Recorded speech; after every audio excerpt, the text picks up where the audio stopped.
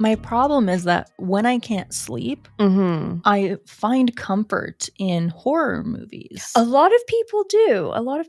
Yeah, it's kind of like people who listen to true crime podcasts to help them sleep, Very right? similar. And so I'll put on horror movies and just lull myself to sleep. But Mhm. sometimes they're really good. And then sometimes I'm watching it and I'm just like, what is this doing for me? Like mentally? Psychologically? Yeah, because I'm like, I should be like, first of all, not watching anything, like maybe listening to some like white noise or whatever. Mhm. But I put on the first Terrifier.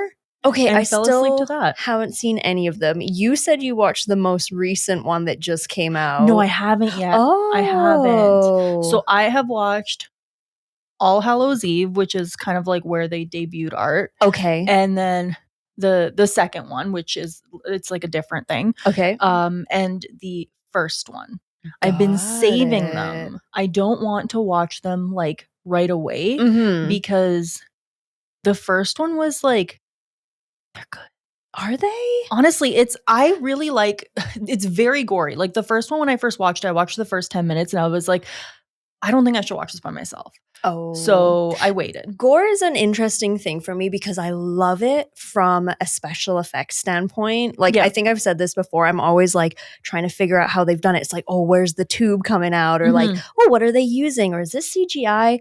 But if I'm not in the right headspace for it, Yeah. it makes me immediately nauseous. I think you'll like this because the special effects are amazing. Nice. And I'm not usually one for clowns either. But I don't have the phobia of clowns. The thing with Art is he is a clown, but he Mhm. behaves like a mime. Oh, interesting. I've seen some really like funny clips where he just like snaps to a smile. Yeah. And it's very off-putting. So I kind of like that. I'm gonna have to check him out, I think. Honestly, I think you should because Okay. I have seen enough about the second and the third ones where I have seen little like bits and pieces. Yeah. They're like, they look really good. Okay. And the third one, I've heard good things. yeah, but they turn more and more horror comedy as you go. Oh, I do. I love a horror comedy. Exactly. I almost like the horror movies where you're kind of almost rooting for the bad guy. That's what this is. Excellent. I love that. I'm like, I want to see what this guy does next. Okay. Speaking of, I want to see what this guy does next. Let's start the show. Let's Hello. get into it. Hello, everyone. I'm Dina. And I'm Charlotte. Welcome to the Grim Curriculum Extra Credit. Welcome. Yay. I have a couple of, fairly lighthearted cases. Mhm. One is from a little more recently, one's from a little while ago. I have basically two human individuals behaving poorly. I like that. I have two animal-related stories. Oh. And then a very interesting, strange, and unusual death. So we've got some good stuff today. Cool. Let's go. We're going to start by talking about Jack A. Blakesley, who is a Vietnam veteran and criminal defense attorney with more than 40 years' experience. The reason we are speaking about him today is because he's gotten himself into a little bit of trouble in the manner which he chooses to blow off steam. Oh. Which I can only explain is pooping in a Pringles can and throwing it at people who maybe vex him, tax him from time to time. Oh. Yeah, so the Supreme Court of Ohio found Jack engaged in conduct which they say adversely reflects on his fitness to practice law, and they saw fit to suspend Jack for 1 year and 6 months stayed. He was found on video throwing a Pringles can filled with feces into the parking lot of the county's Crime Victim Advocacy Center in November of 2021. No. Yes. This is a lawyer with 40 years of experience. Oh my God. The court found that there was clear and convincing evidence that he chose the Haven of Hope parking lot as his quote-unquote drop zone. And he did this to get a thrill from pranking victim advocates whom he had admittedly known for years and who would most likely be seeing him in court no more than 15 minutes later after he did this. Oh my God. So Michelle Carpenter Wilkinson, who is the CEO of Haven of Hope, which is the victim advocacy center in question, she knows Blakesley. They've known each other for over 20 years, and apparently at one point he had even represented her daughter in court when needed. And she saw him throw the can out of the car, thought, that's weird, he's littering, walked over and discovered that it wasn't just waste, but it was also his waste. Oh my God. She filed a report with the Cambridge Police Department. He pleaded guilty to minor misdemeanor charges of disorderly conduct and littering. He paid $248 in fines and court costs and then was suspended for a year. That's crazy. He claimed that he wasn't specifically targeting anybody with his antics, but he had a habit of placing his waste in Pringle cans and randomly throwing them from his car as he traveled down the road. He said, or rather admitted, that he had done this on at least 10 occasions from a variety of locations. What goes through a person's mind? He tried to at first say, like, well, I'm very busy and this is just like a quick way of doing things. Wear a diaper. But yeah, they kind of were like, come on, Jack. And then he said he did it to blow off steam and that he got a kick out of imagining the look of surprise on the people's faces when they found the Pringles can. The disciplinary council argued that Blakesley targeted the Haven of Hope. The video supported the claim, showing that he passed the lot not once, but circled back to toss the can and then quickly pulled away. He tried to say that because he had received psychological treatment for PTSD in the past, as a result of him being a Vietnam veteran, that this may have played a part. Oh, come on. But everyone was kind of like, Jack, come the fuck on. Oh so my yeah, God. That's it for Jack Blakesley, chucking Pringle cans of poo at people who pissed him off. You know what I wonder is, like, you look at the size of a Pringles can. Did he was it like a one and done thing? Like he pooped in it, closed it off, and then threw it? Oh, he wasn't even closing them. No, he was. So if you find the article online, it's very easy to find. It's the court report, basically, as from the Supreme Court of Ohio that sort of indicted him on this. And they said at like 8:30 that morning, he had deposited a gift into the Pringles can and then basically headed straight to the Victims Advocacy Center, circled by to see who was watching, chucked it out the window, and sped off. Okay, but it was one poop's worth of poop. It wasn't like he was collecting it in his car. Yes, no, just one poop. But he had done it on no less than 10 other occasions. So yeah, lawyers acting not very lawyerly. That is disgusting. Wild. People be doing crazy shit, no pun intended. They really do. All right. So this is a sad story because it has to do with a murder. Okay. But it's also one of those stories that made me go, aw. Oh, no. So the 2023 murder of an Idaho woman was solved with the help of an unlikely source. Okay. Her dog. Okay, I'm getting very much like Lassie vibes from this. So Mandy Rose Reynolds, 26 years old. Aww. She was found burning and dead beyond recognition in April of 2023 by authorities that responded to a brush fire in Robinson, Texas. Okay. Her cousin, 29-year-old Derek Dagenal, was sentenced to life in prison on Thursday, November 7th for her murder. Whoa. So the investigation began on the 5th of April, 2023, after they found her body.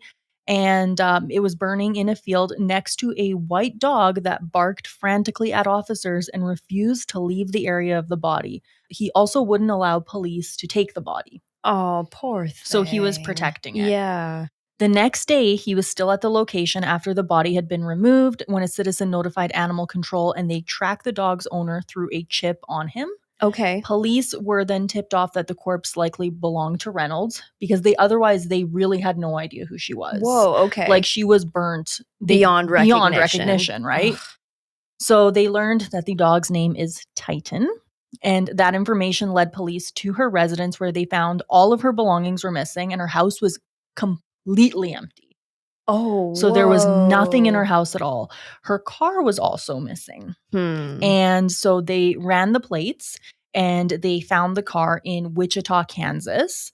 The Wichita police were notified and they saw the car on April 8th. And that's when they found Derek.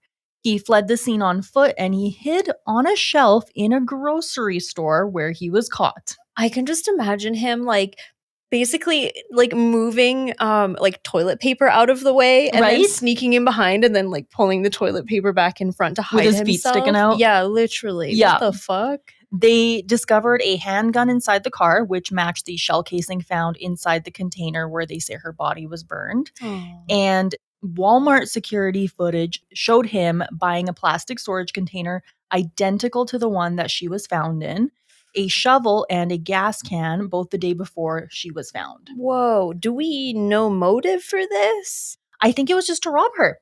So her cousin literally robbed her, burned her corpse, and then stole everything she had, including her car. Yeah. Holy cow. Yep. That is so tragic and for such a stupid reason. The thing is, a lot of you might be wondering, like, did the dog really do anything to help things here? The dog helped speed it up. For sure. Because the dog made it so that they knew who he belonged to. Therefore, they found the car. Therefore, they found him because he was already moving. Yes. You know, he was all the way in Wichita. Yeah. So he was, you know, on his way, and it could have taken a lot longer to find him if he crossed multiple state lines. Well, first of all, if they can't identify her, then how would they even identify the person that killed her? That's just right. it. If there's no connection there. So yeah, absolutely. The dog sticking by and being very stubborn about it. Yeah. Definitely sped up this process. Poor little Titan. Poor Titan. He's a little white floofy dog. Oh, for some reason, I mean, people name their pets ironically all the time. But when I heard the name Titan, I was for some reason picturing like a massive, big, like Great Pyrenees or something, which is like a fluffy dog, but not a small fluffy dog. When I first read the story before I saw the picture of Titan, I pictured a golden retriever. Okay. I don't know why, because that's just like the typical like good dog in movies. Totally, absolutely. And for a lot of people who have service dogs, you know, golden retrievers make excellent service dogs, that kind of thing. Well, good boy, Titan. And fuck you, Derek. Fuck you, Derek. Shall we go to a slightly lighter hearted one for a little bit of a palate cleanser here? Yes, please. You're really going to like this one. So this one goes back to 2008. So not exactly breaking news, but at the time, the headlines read, Nebraska's butt bandit suspect faces charges. Go on. So we're heading down to Nebraska to the little town of Valentine. It's a town of about 3,000 people. They were basically held hostage for nearly 2 years by this quote unquote butt bandit. Now, this person, this mystery vandal, starting in the spring of 2007, visited various businesses in Valentine at night, pressing his naked buttocks, sometimes his groin, and sometimes both, on windows around the town. The marks were made with either lotion or petroleum jelly. Ew. So this unknown person was slathering up their groin and behind and pressing it to various windows throughout the town of Valentine. He struck repeatedly for 2 summers in a row, leaving store owners and office workers to discover his efforts in the mornings. In one notorious instance, this really cracked me up. He managed to, quote unquote, desecrate almost every window pane at a local hotel.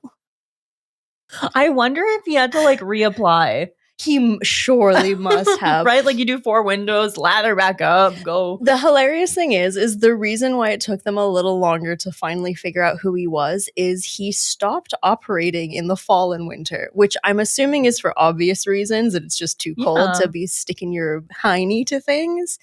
So after 2 years of this nonsense, at about 3 a.m. on November 19th, 2008, 35-year-old Thomas Larvey was caught in the act by police. He looked a lot like a person they had found on a security video of the so-called butt bandit.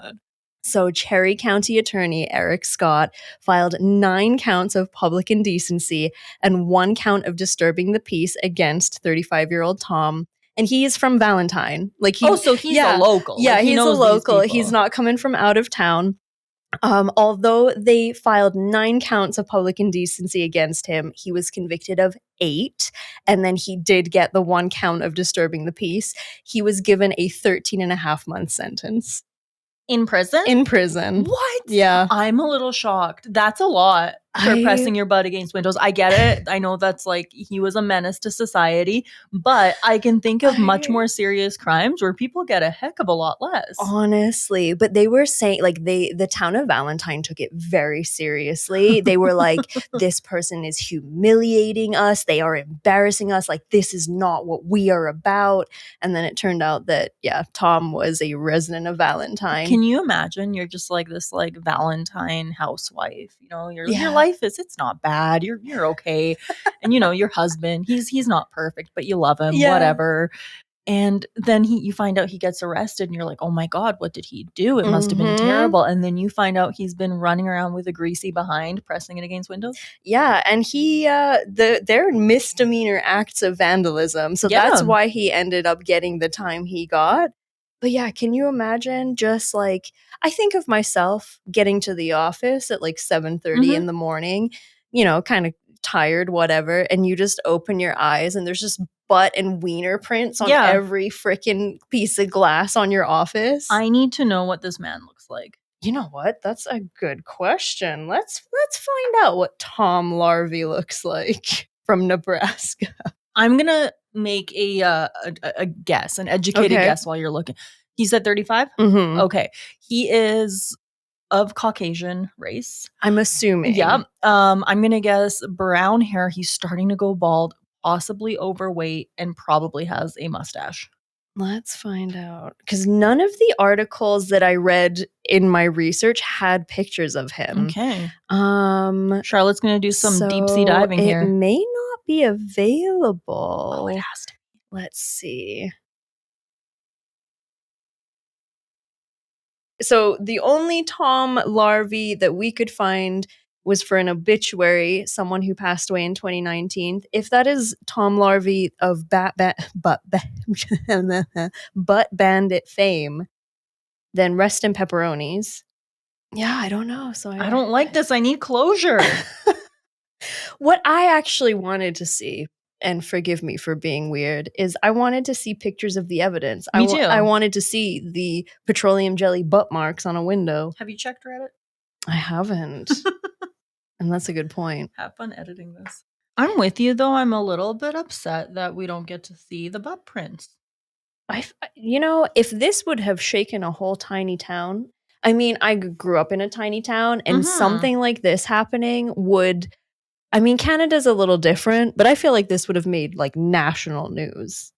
I agree. And then when they found out who did it, we would have seen his face all over the place. You would think so. I wonder if he was actually like some guy who was like, people liked him, and so when they found out that it was him, they were like, you know what? We're just gonna keep this hush hush. Maybe.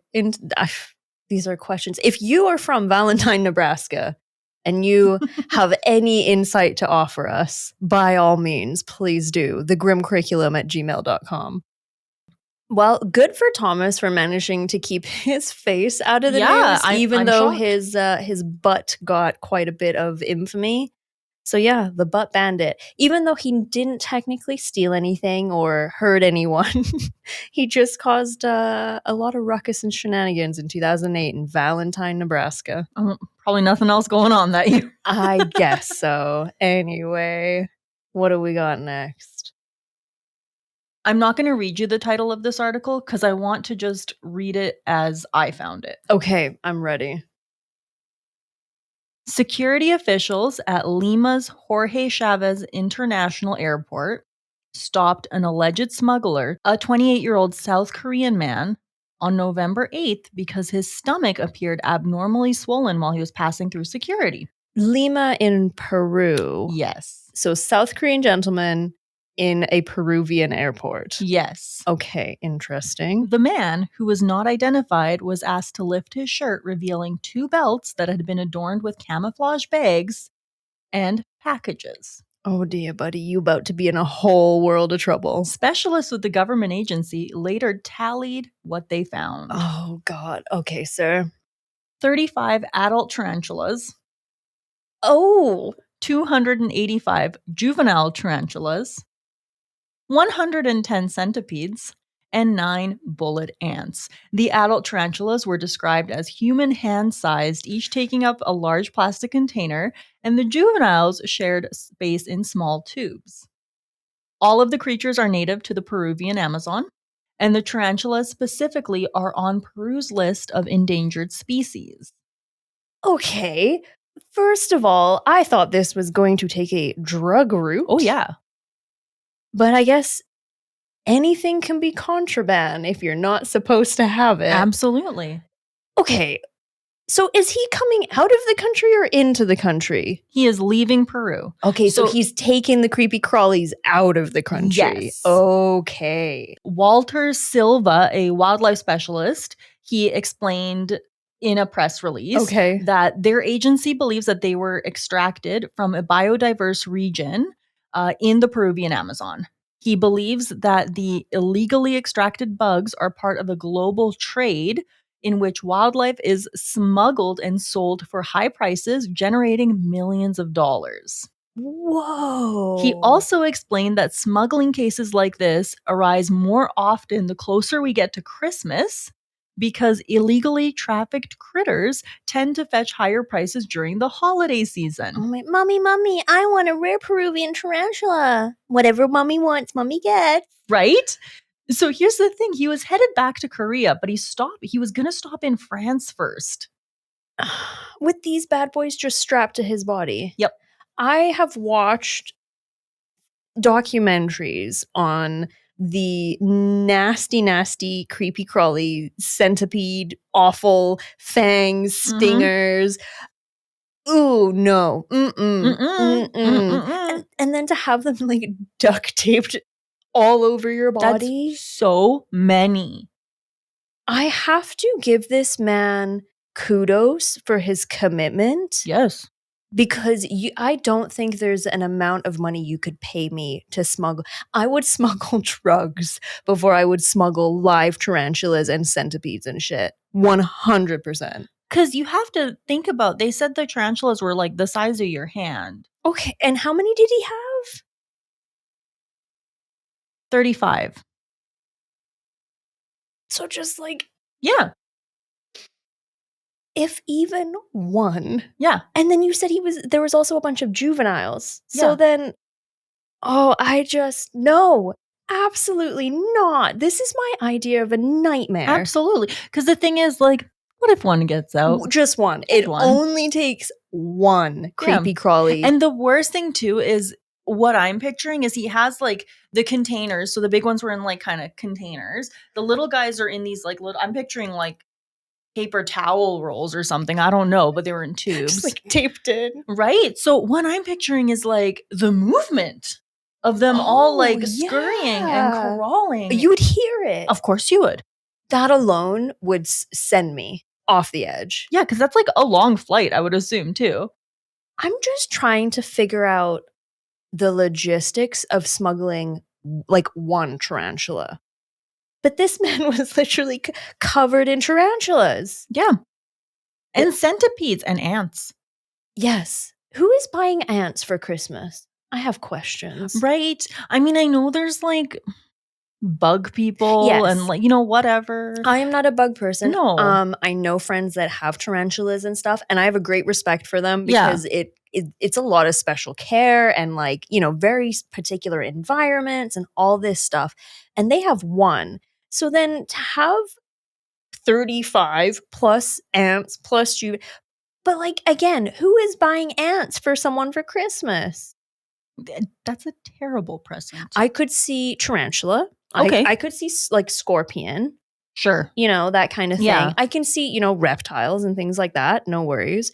But ants? Centipedes? No, it's not my cup of tea. No. And please, guys, if you are a buggy person, no shame, but please don't be smuggling endangered tarantulas out of the Peruvian Amazon, please. That's a bad idea. Bad idea. As far as I know, the bugs have been moved from their overcrowded storage that they were in and put in a safe place. I could just imagine the TSA agents taking all these little containers, walking outside the airport and going, "Be free." One at a time. Go ahead. Yeah. Go, go. Go, shoo, shoo. Because, I mean, they're endangered. That's the other thing, too, Yes. which makes it so much more of a serious crime. What if they got out on the airplane and, like, you know, the pilot piloting along, and then suddenly this big creepy crawly appears, and then the pilot crashes the freaking plane. Have you seen snakes on a plane? No, but I get the gist. It's terrible, but I mean, that's essentially, you don't want that. My God. I wonder what kind of, like, time he's South Korean, so, like, do they deport him to to be judged, or do they judge him in Peru, or? He's in trouble, that's all I know. Dang. As he should be. Don't be smuggling I wonder who spiders. gets more time, the tarantula guy or the butt guy? I'd be very curious, because butt guy got 13 and a half months. Again, that's a long time for showing your butt and That's putting on over stuff. a year. Yeah. So, I you know what, though? I bet you tarantula guy is going to be very regretful that he got caught trying to smuggle things out of a South American country. Well, the thing is, like I said, because they're endangered. Yes. If he gets even like 1 day per animal, that's like 300 some days. Yeah, that's a year. Yeah. I'd be curious to know. Anyways. All right, that brings us to our latest strange and unusual death.